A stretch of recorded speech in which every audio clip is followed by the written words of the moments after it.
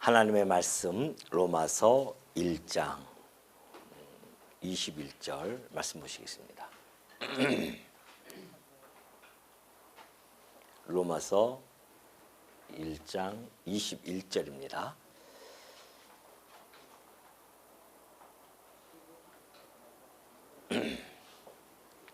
하나님을 알되 하나님을 영화롭게도 아니하며 감사하지도 아니하고 오히려 그 생각이 허망하여지며 미련한 마음이 어두워졌나니 스스로 지혜 있다 하나 어리석게 되어 썩어지지 아니하는 하나님의 영광을 썩어질 사람과 새와 짐승과 기어다니는 동물 모양의 우상으로 바꾸었느니라. 그러므로 하나님께서 그들을 마음의 정욕대로 더러움에 내버려 두사 그들의 몸을 서로 욕되게 하게 하셨으니 이는 그들이 하나님의 진리를 거짓 것으로 바꾸어 피조물을 조물주보다 더 경배하고 섬김이라. 주는 곧 영원히 찬송할 이시로다. 아멘. 이 때문에 하나님께서 그들을 부끄러운 욕심에 내버려 두셨으니 곧 그들의 여자들도 순리대로 쓸 것을 바꾸어 영리로 쓰며 그와 같이 남자들도 순리대로 여자 쓰기를 버리고 서로 향하여 음욕이 불일듯하며 남자가 남자와 더불어 부끄러운 일을 행하여 그들의 그릇 때문에 상당한 보응을 그들 자신이 받았느니라. 27절까지 봉독해 드렸습니다. 우리는 지난 시간서부터 인간이 얼마나 불의한 존재인지를 확인해 가고 있는 시간입니다. 오늘도 역시 인간의 불의함을 저희가 살펴볼 것인데요. 하나님을 떠난 자들의 그 모습이 얼마나 비참하게 나타나는지를 우리는 이 로마서 1장을 통하여서 하나하나 확인해 가보도록 하겠습니다. 21절 오늘 봉독해 드렸던 그 말씀 중에 보면은 하나님을 알되 하나님을 영화롭게도 아니하며 감사하지도 아니하고 오히려 그 생각이 허망하여지며 미련한 마음이 어두워졌나니 라고 이렇게 바울이 이야기하고 있습니다. 하나님을 안다고 하는 것은 이미 앞에 절에서 얘기했듯이 하나님께서는 자연 계시를 통하여서 하나님을 드러내 주셨습니다. 그래서 인간들이 관찰과 어떤 경험들을 통해서 이미 하나님을 알 수 있다는 것을 전제로 해서 바울이 지금 이야기해 가고 있습니다. 그런데 그 하나님을 영화롭게도 아니하고 감사하지도 아니한다는 것이죠. 그 이유가 도대체 무엇일까요? 그 이유는 우리가 잘 알고 있는 내용을 다시 한번 확인해 보도록 하겠습니다. 창세기 3장 7절에 가면은 인간이 타락한 그러한 상황이 잘 전개되어 있죠. 하나님께서 먹지 말라고 했던 선악과를 인간이 먹게 되어지고 그 이후에 변화가 주어지는데요. 눈이 밝아집니다. 여기서 눈이라고 하는 것은 인간의 육신의 눈이 밝아졌다는 것이죠. 그러니 자기네들이 벗은 줄을 알게 된 겁니다. 수치심을 느끼게 되어진 거죠. 그래서 그들이 무화과나무 잎을 엮고 치마로 삼는 그런 임시 웅변으로 자기의 수치를 가리고자 했었던 것을 창세기 3장 7절에서 잘 설명해 주고 있습니다. 그 이후에 인간이 타락되어지고 살아가는 속에서 결국은 하나님의 심판 아래 놓여지게 되는데 그것이 창세기 6장 3절의 노아의 심판 사건에 대한 이야기입니다. 여호와께서 이르시되 나의 영이 영원히 사람과 함께하지 아니하리니 이는 그들이 육신이 됨이라 그래요. 눈이 밝아졌기 때문에 우리 인간들은 육신의 눈이 밝아지니까 이미 죄된 몸, 다시 말해서 죄의 영향 아래 더럽혀진 그런 몸으로서 항상 죄 가운데 잉태가 되어지고 죄 가운데 출생이 되어지고 죄 가운데 살아가게 되어지는 그런 육신으로 되어졌음을 하나님은 밝혀주고 있습니다. 그렇기 때문에 죄악이 관영할 수밖에 없죠. 인간이 태어날 때부터 죄인으로 태어나는데 어찌 이 세상이 죄악이 관영하지 아니할 수가 있겠습니까? 그래서 1차적으로 하나님께서는 노아 시대 때에 물로 심판에 가시는 사건이 벌어진 겁니다.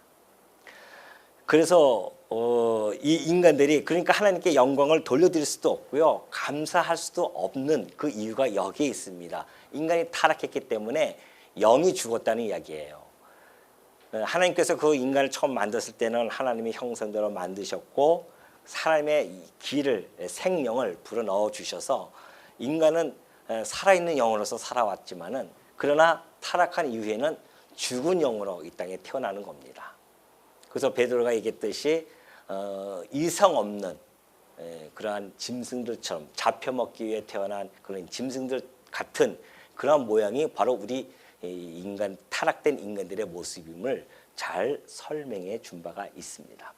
그래서 예수님이 오셔서 하신 말씀이죠. 요한복음 3장 3절 보니까 예수님께서 대답하여 이르시되 진실로 진실로 내게 이르노니 사람이 거듭나지 아니하면 하나님 나라를 볼 수 없다는 겁니다.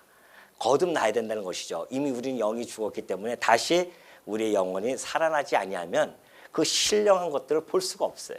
우리의 눈은 그저 육체적인 것만 보고 보이는 세상, 이 땅의 해 아래 이 세상의 것만 관심을 갖고 살아가는 그런 육체적 정욕을 가진 인간들인데 하나님 나라를 어떻게 볼 수 있겠습니까? 하늘에 있는 그 나라를 볼 수가 없는 거죠.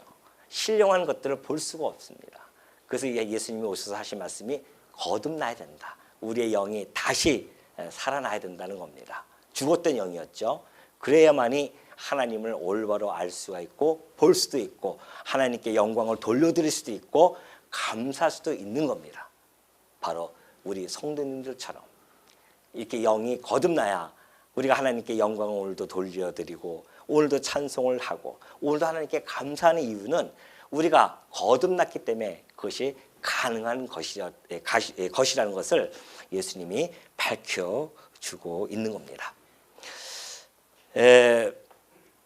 그런데 이제 이때 당시에 그 인간들은 하나님을 알지 못하잖아요.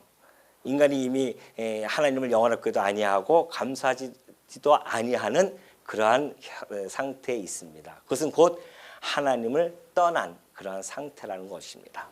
자, 우리가 하나님을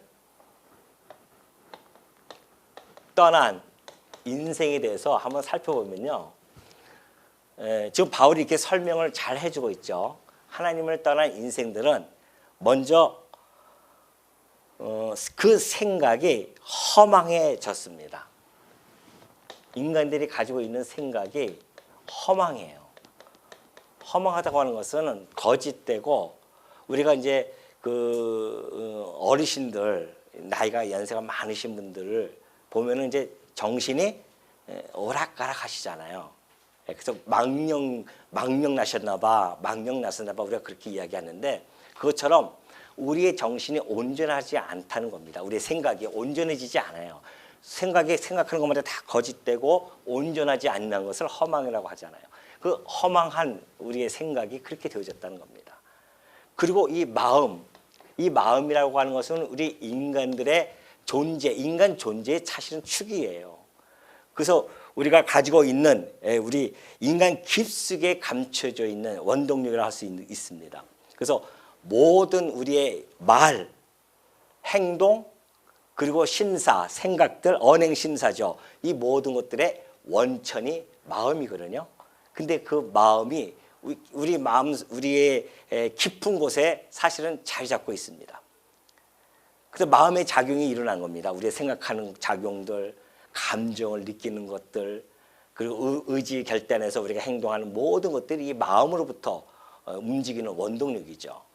근데 그 마음이 어떻게 됐다? 지금 어두워졌답니다. 어두움에 갇혀버렸어요.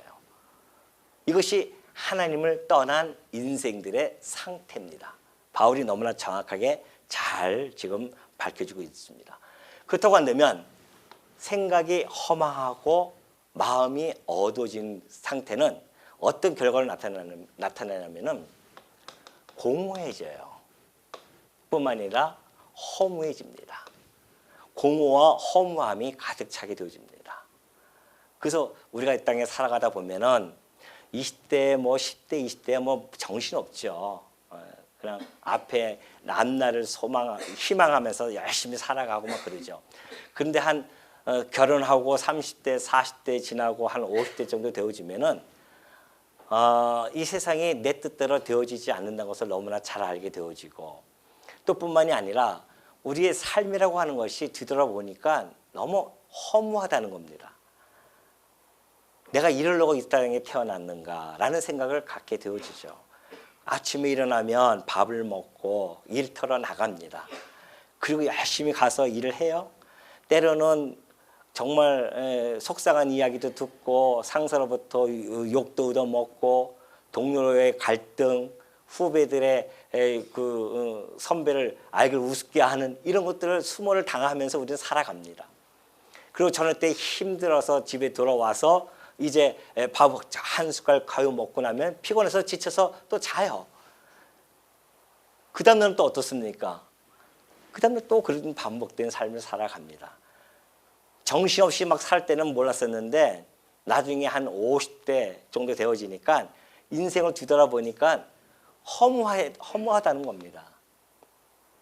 그리고 뭔가 마음이 텅 비어있어요. 공허해요. 아내와 남편은 이제 뭐 옛날 처음이나 사랑했지. 사랑은 뭐 1년 안에 다 없어지는 거라며요.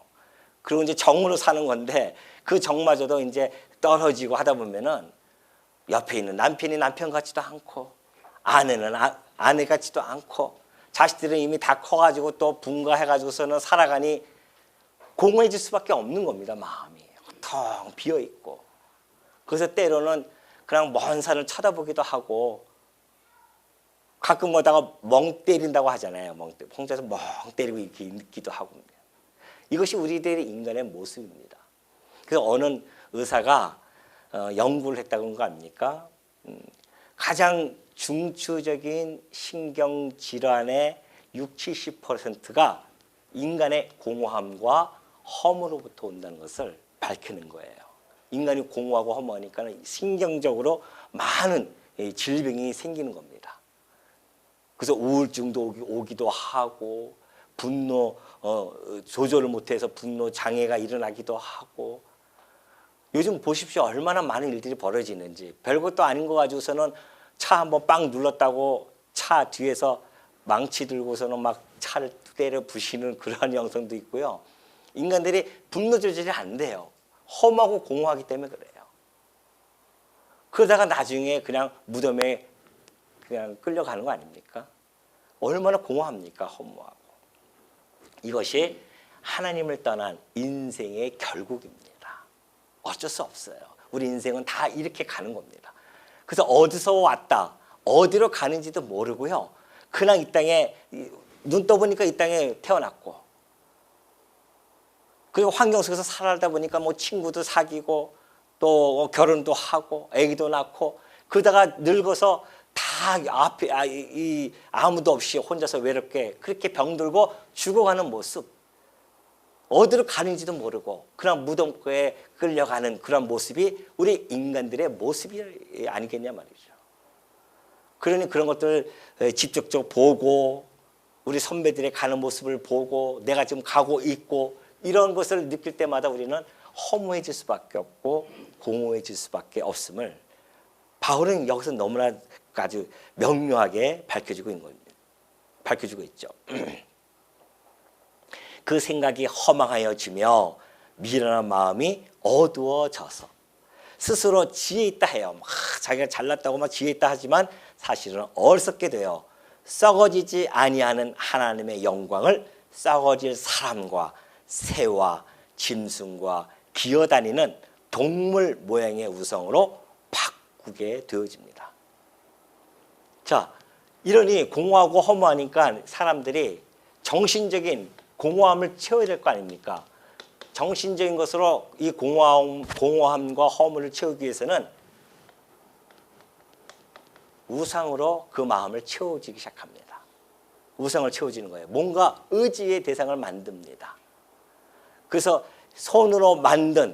인간의 손으로 만든 그런 모습들 여기서 밝혀졌듯이 썩어지지 아니하는 하나님의 영광을 썩어질 사람은 다 죽으면 다 썩어지는데 그 썩어질 사람, 썩어질 새, 썩어질 짐승, 말 못하는 것들, 기어다니는 동물 모양까지 우상으로 바꿉니다.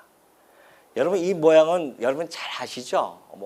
그 황소, 이스라엘 백성들이 애굽 땅에서 나와서 모세가 시내산에서 40일 동안 있을 동안에 자기 인도자가 없다고 해서 자기네를 애굽에서 인도한 신이라고 해서 이 황소를 갖다가 이 금을 갖다가 황소를 만들어 버립니다.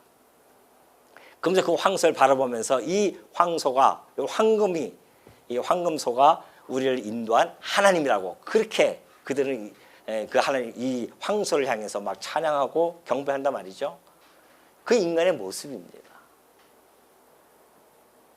비단 이 모습뿐이겠습니까? 모든 인간들이 이때 나타나는 현상들이 이런 모습들 아니겠어요? 이게 독수리 모습이에요. 나무로 이걸 만듭니다. 나무로 새와 짐승의 이 모양, 우상으로 바꾸어 버립니다.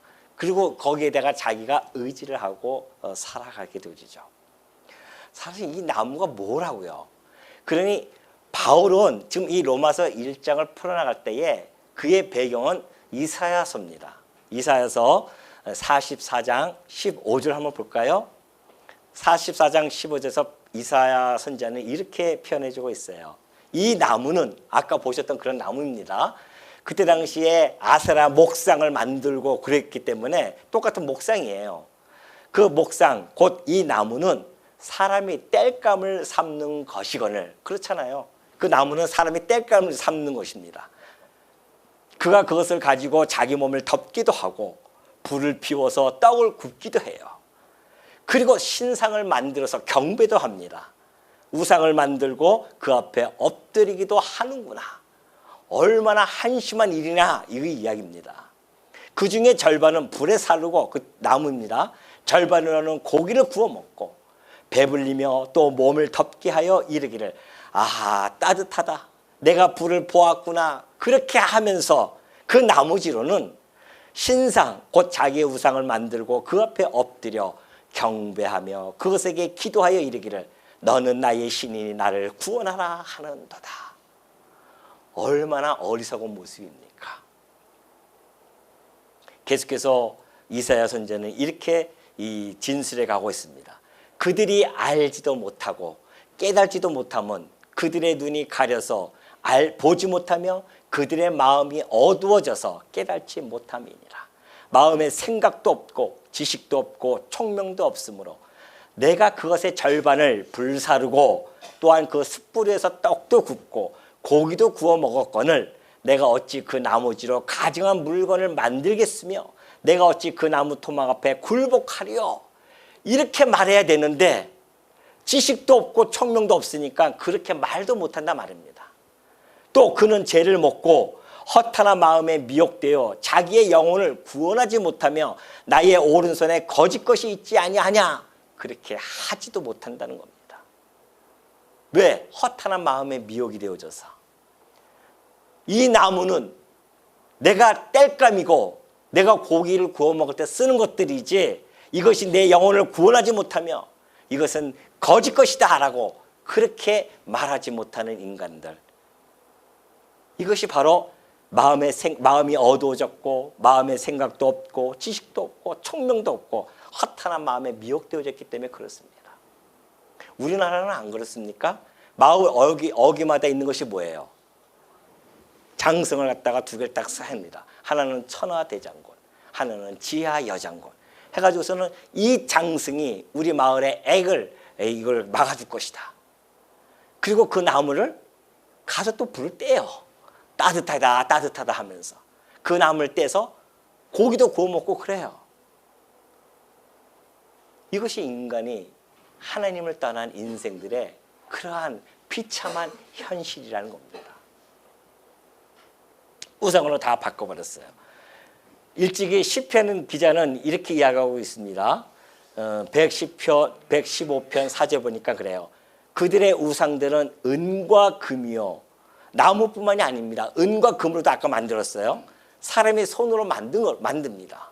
그리고 입이 만들었어요. 송아지 입도 있고 인간을 우상으로 이렇게 만들었는데 입도 있어요. 근데 말하지는 못합니다. 눈이 있어도 보지 못해요. 귀가 있어도 듣지 못하고요. 코가 있어도 냄새도 맡지 못하는 것들입니다.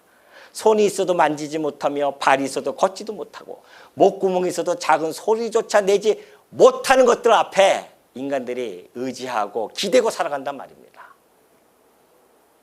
그러니 그 우상들을 만드는 자들과 그것을 의지하는 자들 다 그와 같다는 겁니다. 이것이 바로 하나님을 떠난 자들의 모습이라는 것을 너무나 성경은 잘 밝혀주고 있습니다. 아니, 하나님이 우리 인간을 만들 때 하나님의 형상대로 만들지 않으셨습니까? 그래서 하나님의 형상대로 지으셔서 최대의 영광을 우리들에게 베풀어 줬어요, 인간들에게. 그런데 인간들은 그 하나님을 말도 못하고 먹지도 못하고 냄새도 못 맡는 그런 짐승, 썩어질 짐승으로 그들을 바꿔놨어요. 그래서 그 하나님을 갖다가 하나님에게 이 최대의 치욕을 돌려드렸습니다. 아니, 하나님은 최대의 영광을 우리에게 베푸셨는데 인간은 하나님께 최대의 치욕으로 돌려드리는 이런 모습, 이것이 바로 인간들이 하나님을 떠난 인생들의 모습임을 잘 보여주고 있습니다. 그래서 이 우상, 그러니까는 인간들이 뭐 토테미즘이라든가 뭐 애니미즘, 샤머니즘 이런 것들이 다 그런 거 아니겠어요? 그리고 뭐 철학, 지혜롭다고 하면서 스스로 지혜 있다고 하면서 철학도 여기 마찬가지입니다. 뭐 철학도 종교가 이제 발생되어진 것이죠. 종교가 발생되어지고 뭐 철학도 이 안에 다 들어가 있는 겁니다. 철학으로 정신세계를 채워주려고 하는 거죠. 공허함과 허무함을. 그러나 인간의 사색이라고 하는 것이 이미 부패되어진 인간의 생각을 가지고 사색해봤자 어찌 이 세상의 만물의 이치를 깨달을 수 있겠냐 말이죠. 그러니까 아무리 철학을 많이 해도 공허하고 험해질 수밖에 없습니다. 왜 철학자들이 그렇게 머리를 기르고 맨날 얼굴을 찌부려 다니면서 그렇게 고뇌하고 번민해 나가는가? 답이 없으니까. 무수한 질문은 있어요. 철학은 무수한 질문뿐이 없지 거기에 대한 답이 명쾌하게 떨어지지 않는단 말입니다. 그러니 이 세상에서 어떠한 종교도 그렇고 철학도 그렇고 인간의 만족을, 이 공허함과 허무함을 만족시킬 수 있는, 채워줄 수 있는 것이 도대체 무엇이 있겠냐 말이죠.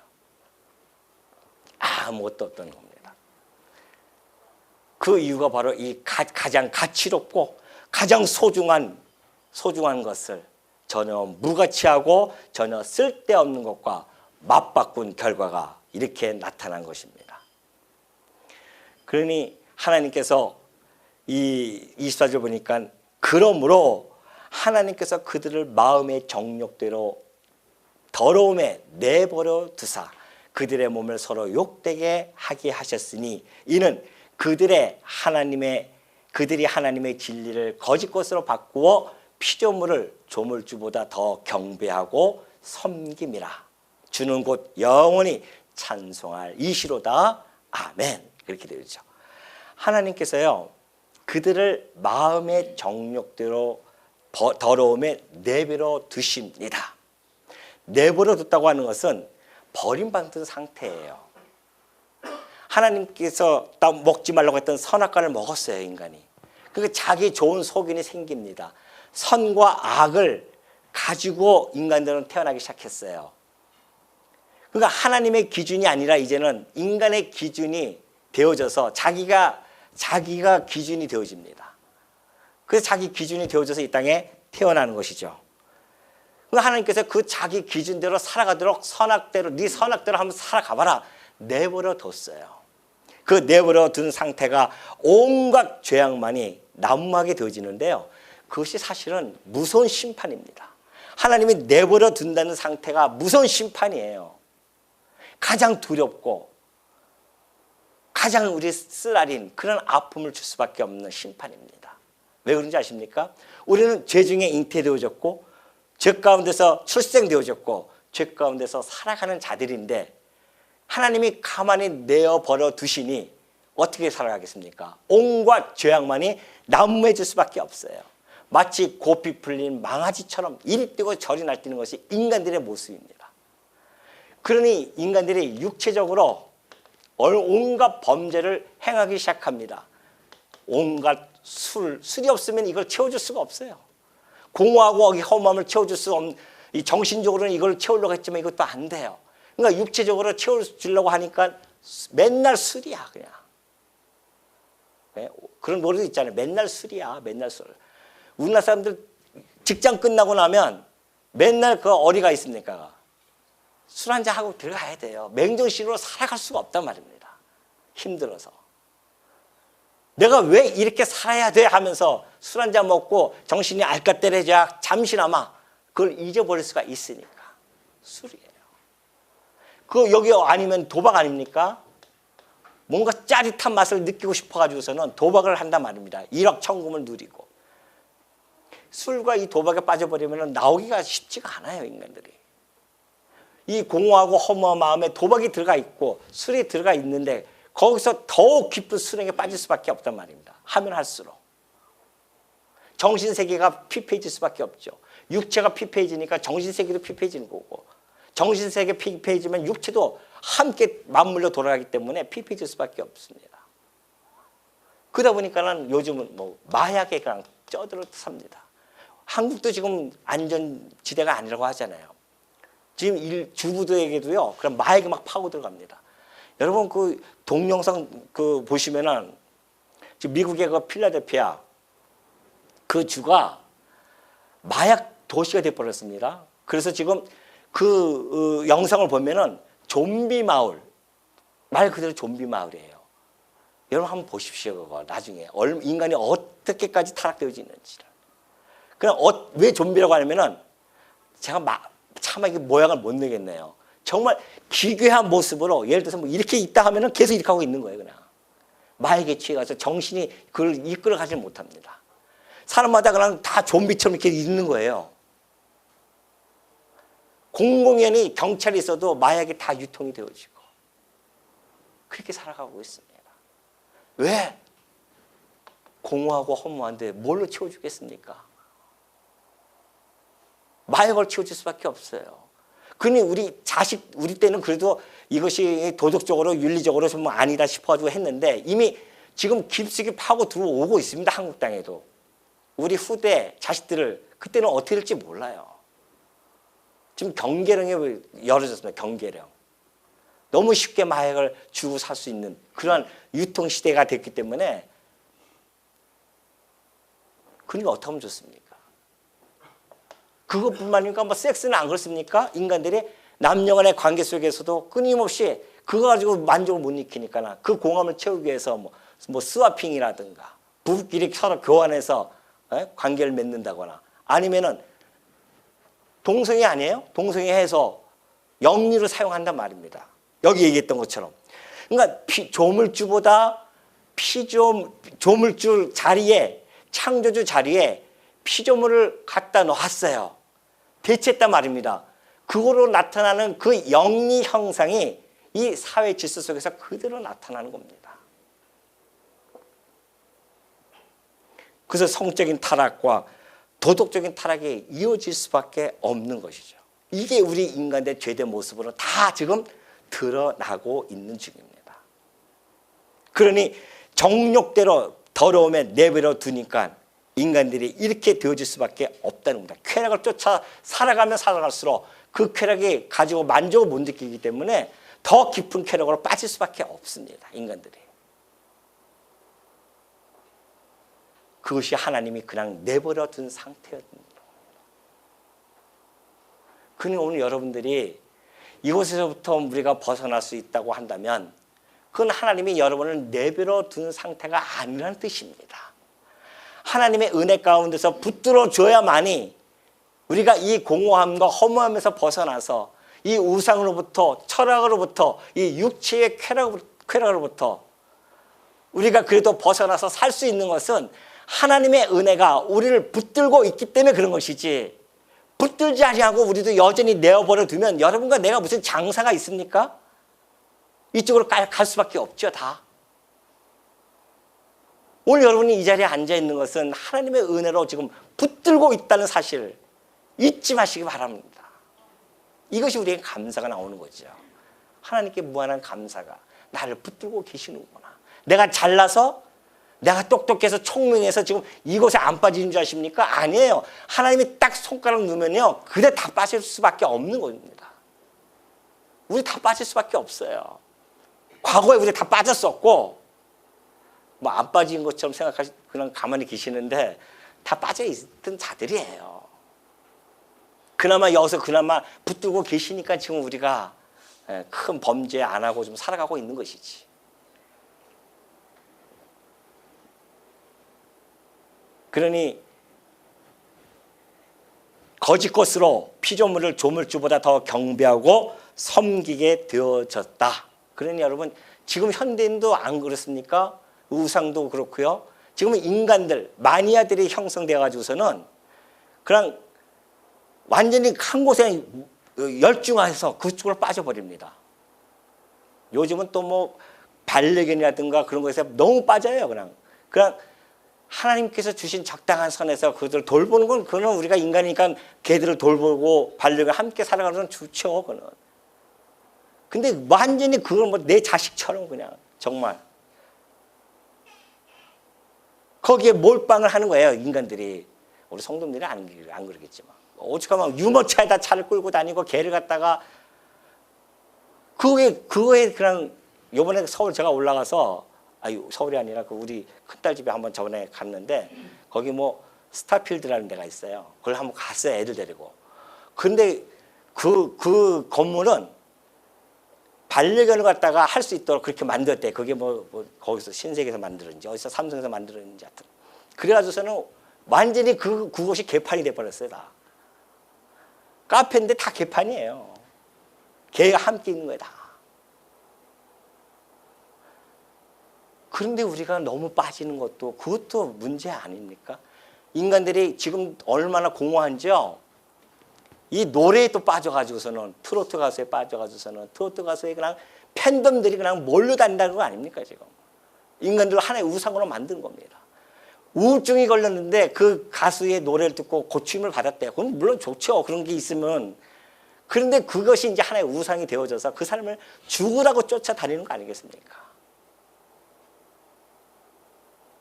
막 과거에 뭐 마이클 잭슨도 그렇고요. 그냥 막 공유하는 거 보면은 앞에 있는 사람들이 다 미쳐 돌아가잖아요. 그것도 하나의 우상이 되어진 겁니다. 성도는 물론 즐길 수는 있어요. 그러나 거기에 나의 삶이 다 전폭적으로 그게 쏠려 간다고 하는 것은 공허함과 허무함이 성도라 할지라도 있다는 겁니다. 왜? 그곳에 하나님의 진리로 채워지지 못했기 때문에 그쪽으로 빠져나가는 거 아니겠어요?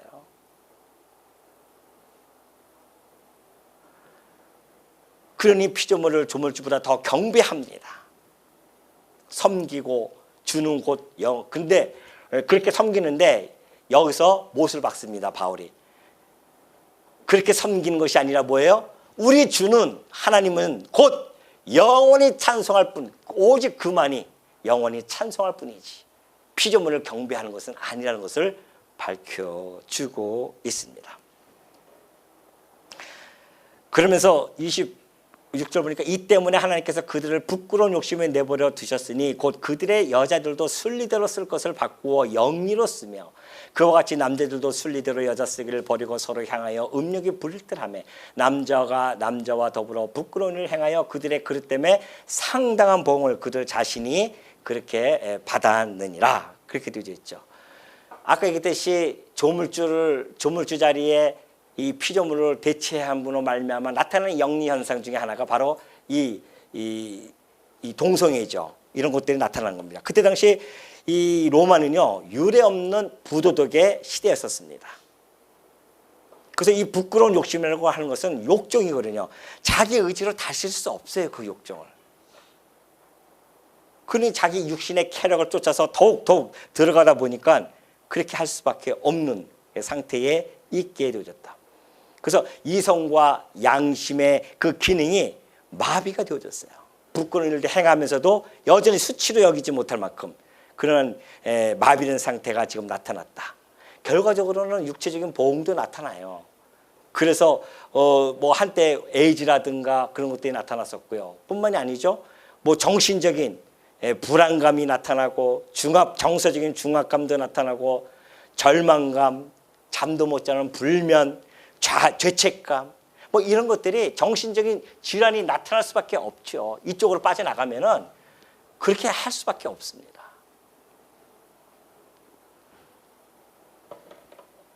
이것이 오늘 하나님을 떠난 인생이라는 것을 여러분이 잊지 마시기 바랍니다. 이걸 철저히 깨달아야 됩니다. 야, 하나님을 떠나면 우리가 이렇게 되어지는구나. 하나님의 기준으로 살아가지 아니하고 인간의 기준으로 하나님이 내버려 두면 인간은 이대로 갈 수밖에 없구나. 그걸 우리가 철저히 깨달아야, 그래야 하나님의 의가 나타날 때에 3장에서부터 하나님의 의가 나타날 때에 우리가 아멘 할렐루야 할렐루야 하면서 하나님께 찬송을 드릴 수밖에 없는 그런 찬양이 저절로 나올 수밖에 없다는 겁니다. 왜? 우리의 상태를 알고 보면 절망 아닙니까? 좌절이에요. 하나님을 떠난 자들은 이런 가운데 살 수밖에 없구나. 그런데 놀랍게도 하나님의 자녀들에게는 이 생각과 이 마음, 허망과 어둠을 총명과 지혜를 주셔서 계시의 정신을 통하여서 우리에게 이 공허함과 허무함을 하나님의 진리로 가득 채워주고, 그로 말미암아 이런 정신과 육체를 우리의 하나님의 말씀에 복종하면서 우리가 살아가게 해주시는 이 하나님의 은혜, 그 은혜 앞에 우리가 어찌 감사와 찬양이 안 나타날 수 있겠습니까? 그러니 오늘 이 시간과 다음 주 시간까지는 우리 인간의 불의함을 끝없이 파헤쳐야 됩니다. 맞닥뜨리고 싶지 않은 상황이지만 우리는 그 앞에 서야 돼요. 철저히 내 자신을 깨달아야 됩니다. 내가 어떠한 존재인 줄을, 꽤나 괜찮은 존재인 줄 착각하고 살아가지 말란 말입니다. 내가 어떠한 존재인 줄을 깨닫고 깨달아야만이 그 하나님의 복된 소식이 내게는 기쁨과 즐거움과 하나님께 영광이 돌려드리는 그러한 소식으로 다가올 것이며, 이 인간의 불의함을 느끼지 못하면 못할수록 이 복음은 내게 그러한 감동과 감격을 줄 수 없다는 것을 마음속에 꼭 다짐하시는, 생각하시고 그런 이 복음의 이 가치를 깨달으시는 주의 종들이 되어지시기를 당부드립니다.